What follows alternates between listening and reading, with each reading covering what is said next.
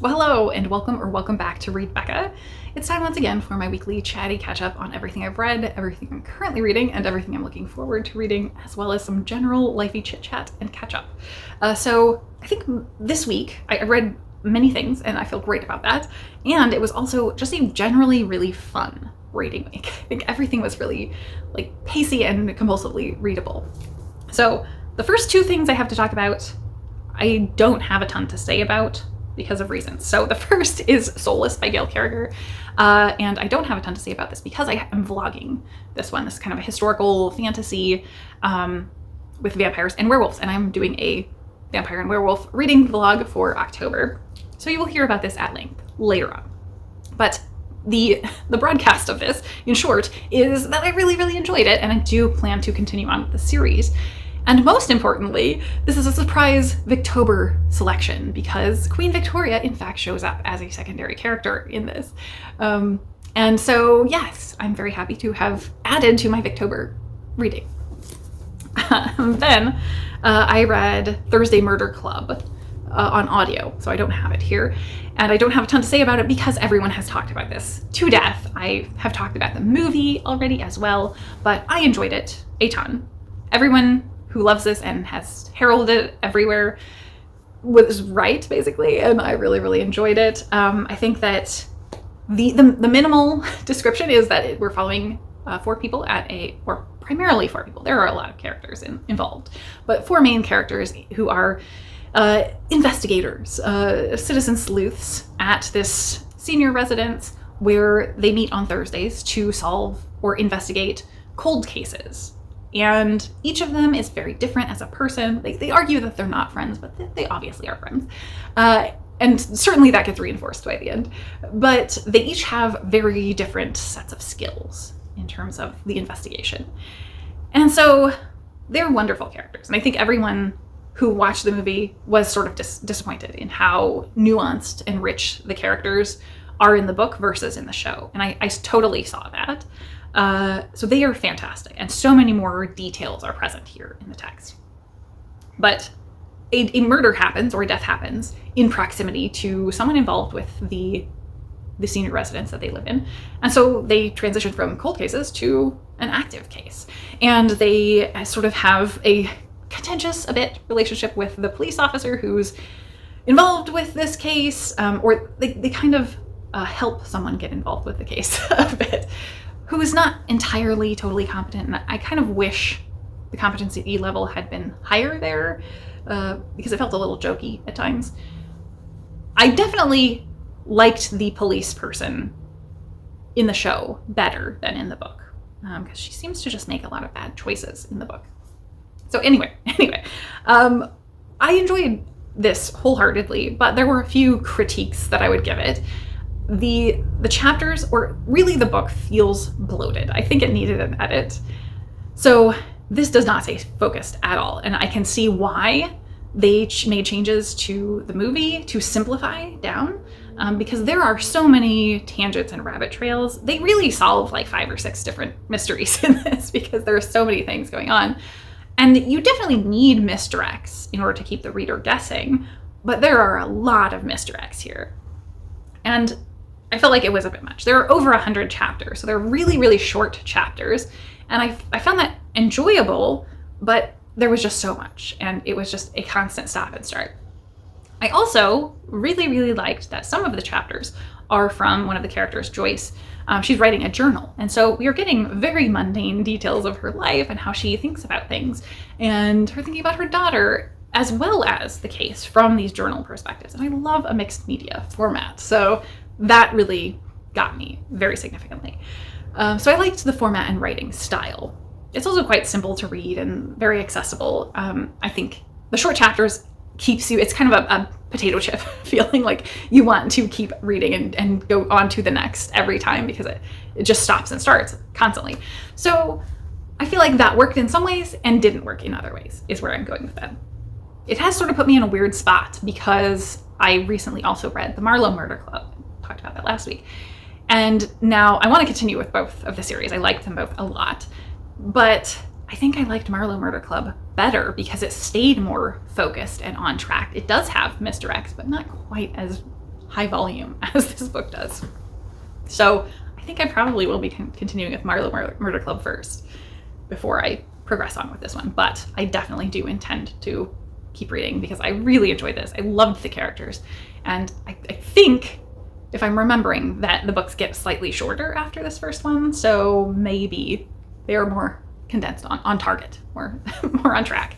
Anyway, onward to the next one. So the next two actually are sci-fi. So I have The Last Gifts of the Universe by Riley August, and this is kind of an interesting one because it was self-published and won the self-published sci-fi contest. That there are some booktubers involved in judging, but this was, I think, the second year's winner, and that contest is run online by Hugh Howey.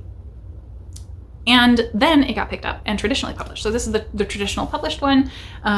It, as you can tell, has a very cute and kind of cozy vibe. It's got a cat. Pumpkin is prominent. Like, on every page, Pumpkin is pretty much present through the whole story, but is just a cat. A little unrealistically intelligent and does wear a spacesuit at times to go along with her owner. So we are following Scout, who seems to be a non-binary character, or their gender is never brought up in the story, and that's not a prominent thing. It's just not really mentioned. And I really like that. That's a style that John Scalzi uses sometimes as well, and I appreciate that. It kind of makes it possible to self-insert into the character much better as well. So Scout and their brother are scavengers, which I love the sibling duo. That's something we don't see a lot of, and I find it great. And they are these scavengers, so freelance, journeying along, trying to make money from collecting data caches. So they're on kind of a dead planet collecting this data cache, and are interrupted by corporate scavengers. So there's immediately a conflict there that I really like, because it's sort of evil corp type of deal. And they are disrupted when taking this cache, but not in time to stop them from seeing something in the data cache that might be very important and possibly world-changing. So they don't have the complete data cache, but that piece of information sets them on a trail that is a bit of a race with the corporate scavengers to get continuing pieces of information and data caches elsewhere. So yeah, it's very space adventure, and I would put it most solidly in that genre, though it does have a significant cozy vibe, which is interesting on its own because space adventure isn't really a popular subgenre of sci-fi anymore. It used to be much more prominent with pulp type of fiction in old mass market paperbacks, certainly. And I would love to see a resurgence, because that seems to appeal to the cozy reader set that want a little bit more plot. And I think this would have that appeal. So I loved Pumpkin as a character. The cat has great personality despite being just a standard cat, not a talking cat at all or anything. There's also that wonderful sibling dynamic that you can see both the care there and the contention aspects of a sibling relationship that feel very real. We also have the dichotomy between the scavengers, them, and the corporate interests of these other scavengers, and the ways those people have access to things that they can't even fathom or they don't know about, that would have really helped massively or would help other people massively, and instead the corporation's sort of selfish about it. All great commentary. I also think that I would warn, though this has a cozy vibe, there are some really deep themes of grief in here as well, and the connection that we have with people over grief as well. So I thought that was handled really deftly and with some serious nuance for a fairly light, fluffy read. I think that this is a short book, but manages to pack a lot in, and it's written simply, but the content really has layers. So I read this so quickly. Even I was at the auto shop and read the first half of it while I was there, and I wasn't there that long. I was there like 2 hours maybe. So it is a very, very quick read, but has a lot that I think will stick with me, but it was just a good time, you know? It was like a really fun read. So I'm very happy this got picked up, but it has kind of flown under the radar since it released traditionally.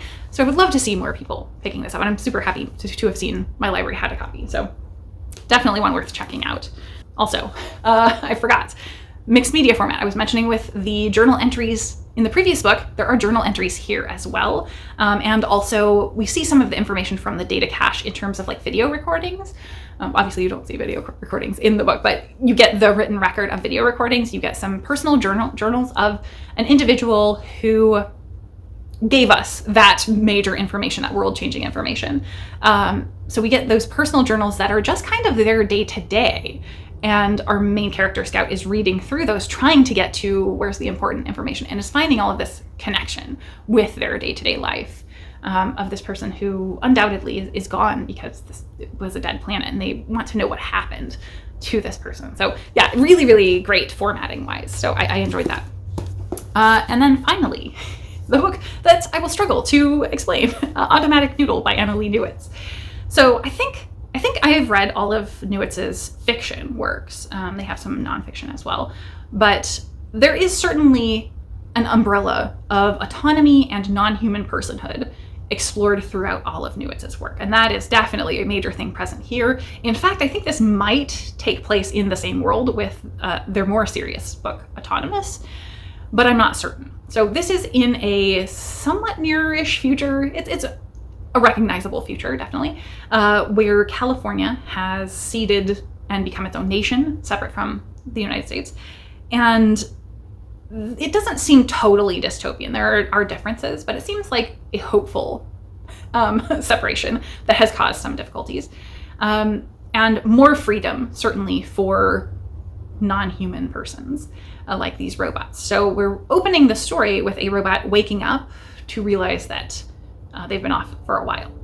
But it's not anything major or catastrophic. It's just simply that they were robots employed by a restaurant, and the owners of the restaurant were using some very underhanded practices and kind of scammers, and they just were failing, and so they dropped it and left, more or less. So it's just an abandoned restaurant.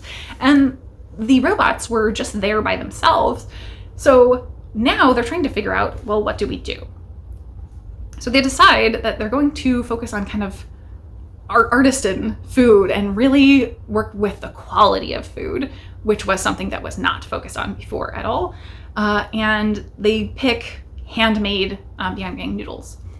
And so they want to make this great quality product and open their own restaurant. And they sort of walk through steps of doing that. So it has a very cozy vibe, much like things like Legends and Lattes there. And I would put this solidly in the cozy sci-fi space for this one. But there are also some heavier, more difficult elements.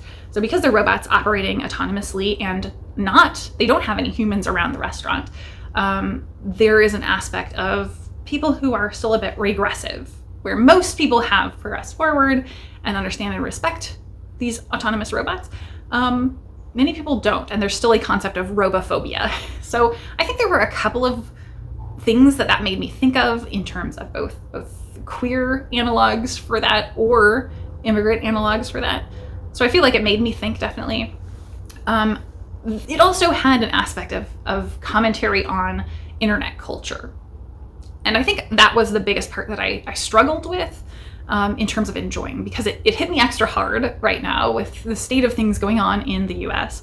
But it's not anything big, massive scale, but it is more or less online trolling and things, the types of technology that we use today for restaurants online, and how those can be manipulated and how those hurt people if trolls or bots or people with malicious intent use them. And I think it was a little heavy-handed in going about that. Like, there's a whole chapter, not a super long one, but a whole chapter that's trying to follow the trail of sock puppet accounts on this reviewing site.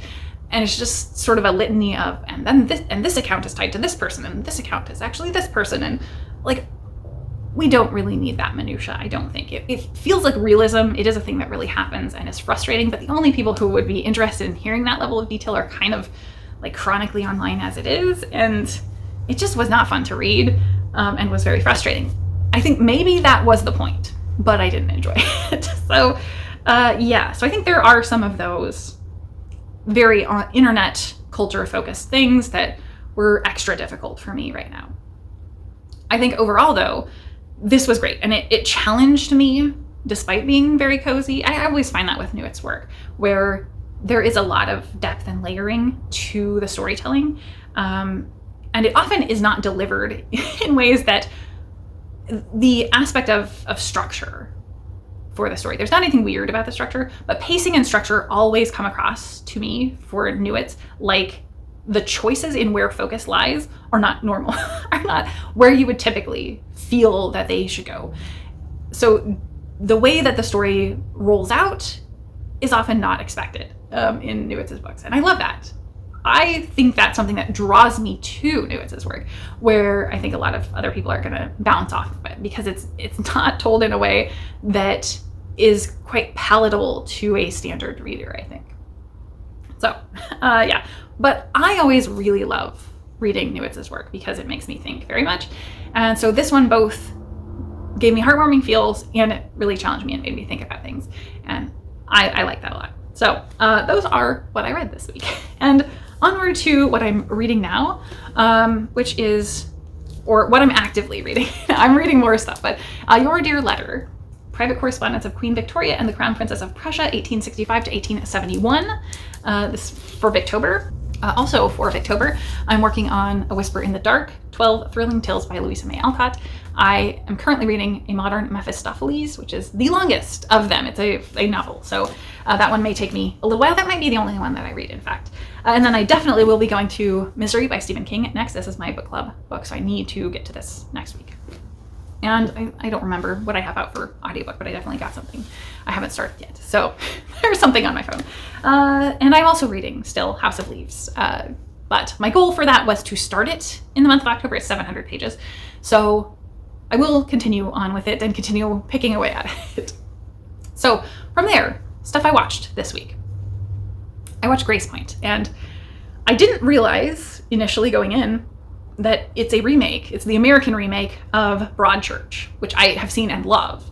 That is fantastic. David Tennant and Olivia Colman are leading that. They're the two cops investigating the death of a boy who was found on the beach at the base of a sheer rock cliff. And he didn't jump. In fact, he was dead and then was placed there. And so that is the opening scene, more or less, is them finding out that information. And so I start watching this other show, and David Tennant is also in it, so that was my reason for watching it. And I'm like, this is very, very familiar. Why is this familiar? I start looking, and it's just a remake of Broadchurch, which was a British person. And this was genuinely terrible. I really didn't like it. Mainly, well, obviously it's the same story, so I didn't like that it felt so much more melodramatic than, I mean, it's pretty melodramatic because the whole point of this is that they start looking into this one case and are unraveling all the secrets of this small community, more or less, and finding a lot of dirt. So unfortunately, the more melodrama came out, I think, because the performances were so bad and so over the top.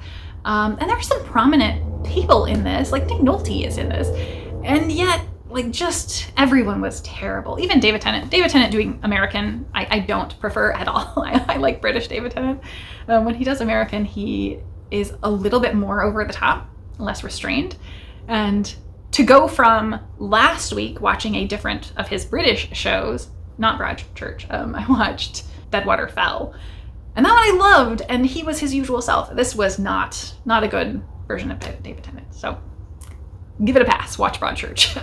I only kept watching because it was so watchable. Like, it was one that you want to keep watching because of the story, and so it had the great story vibe from Broadchurch. But watching it and seeing how much things fell flat comparatively, I kept wanting to watch for that. So it did at least keep me watching till the end, but I really didn't like it in the end. The other thing that I watched was A Deadly Invitation, which I think is a Mexican show. It's definitely Spanish language, and most of it takes place in Mexico.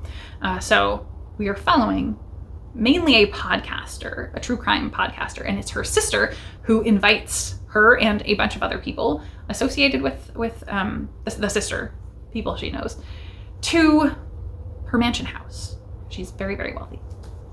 And they get there, of course, and everybody is all doing well, getting to know each other, and then they go out on a yacht because the sister is throwing this big party and wants to get out on the yacht, and somebody dies. And so, true crime podcaster lady starts investigating with kind of very incompetent police sequestering them in the mansion house after this death. So I think it was very enjoyable to watch. It's not something I've heard anybody talk about, perhaps because it's an international film, but like I really thought it was great and kind of holds up to a style and format very in line with Knives Out. So if you're tired of waiting for the next Knives Out movie, like this is a great place to go. I really enjoyed it. It was a super fun watch and hit on all of those points and had great, like, both humor without being silly and delight in the murder mystery, really. So that was very enjoyable. Then on to life. Not a lot really to talk about for this week. Kind of a chill week. Another like building momentum week. So I'm building momentum since things have gotten better. So this is probably going to be a ramble a bit, a little bit of a ramble.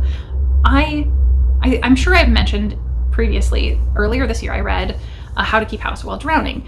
And like, I'm always struggling with the fact that dishes and laundry are never ending and just have to be this constant, endless cycle. And so all of my other cleaning, like, I'm neither a neat freak nor a like very dirty person. I'm pretty organized and stay on top of things pretty well. But I had come out of that book, which is much more about mental approach to cleaning rather than like specific ways of cleaning. But I altered my mental approach to sort of break down my cleaning into, rather than thinking of it like today we'll clean the bathroom, instead of doing that, putting in individual tasks, because even though it's only about 15 minutes to clean the bathroom or something, you know, it's not a super onerous task. The mental roadblock of doing that felt like a lot. And so ultimately I would want to put it off because of the mental effort of doing it, despite it not being a big time constraint. So anyway, I have persisted on with breaking that into tasks. So like today we're going to do the bathroom floor. Tomorrow we're going to do the sink. The next day we'll do the bathtub. Looking at it in that way felt much more mentally attainable, you know? So I've been keeping that up, and that has continued to feel manageable over the course of this year. And the past couple of weeks, things have been getting to the point where I feel like that is managed, and I feel okay about that. And I don't feel the big mental blockade. So now that I'm managing, now I'm moving into more project stuff and organization. So I'm enjoying organizing things around the house and pantry and closets and stuff, slowly but surely, not all in one go. I have not completely redone my house, but like reorganizing my bedroom, I really needed to do, and I did that. So it's been those kind of little project organization tasks that are nice because they help you feel mentally decluttered when you have done them, because you're not worrying about it. So I really am glad to have that done. I think I mentioned that I was at the auto shop when I was reading this week, and so I got new tires. So I also am feeling like now with all of this, I can start doing stuff outside of trying to just manage and rest and recover a bit. So I'm now prepared with tires. I can drive longer distances and go on some road trips. So I'm looking forward to that happening in the next couple of weeks. So other than that, I think that's pretty much it. Chipping away at things like library has been one that I really want to, I'm excited to be under 20 books checked out from the library for the first time this week in a while, because I have gone overboard on library checkouts, certainly over the past couple months. And I'm someone who doesn't just check out books and return them most of the time. I check out what I'm going to actually read, and I actually read everything. So 20 is on the higher end. While that may be low for you or high for you, like that's a high amount for me, I think, to have out at any one time across all formats and platforms through my library. So I really want to reduce that, have been wanting to reduce that for a couple weeks and lean more toward my own books. And I feel like I have a good mix, you can see this week, from library as well as my own shelves. So I'm happy with that. And I feel like that is actively coming down, and I'm prioritizing not getting more new stuff from the library and finishing what I have more. So yeah, so all of that is making me feel very mentally good. So I'm continuing the upward trajectory with my well-being and mental health, certainly. Other than that, I think the last cat that I had at the shelter got adopted again. So I think I had mentioned last week that Lynx was adopted. So the new one that I just had short term is gone now. So yay for that. Very exciting.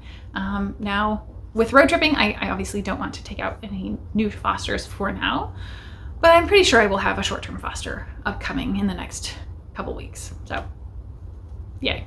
Anyway, I think that's all for my week this week. So let's go on to recommendations. And my first recommendation is going to be Margaret Pinard did a lengthy video on sort of the season of the crone, but not literal crones. It's more about an internal mindset and feeling. And I loved the vibe of it. Almost reminded me of wintering a little bit, and that concept of like resting to reclaim your energy in preparation for future action. And I think that's very much, well, that's literally what I just described of myself. Like, that's where I'm at mentally. So I really needed this video. And Margaret primarily talks about nonfiction books.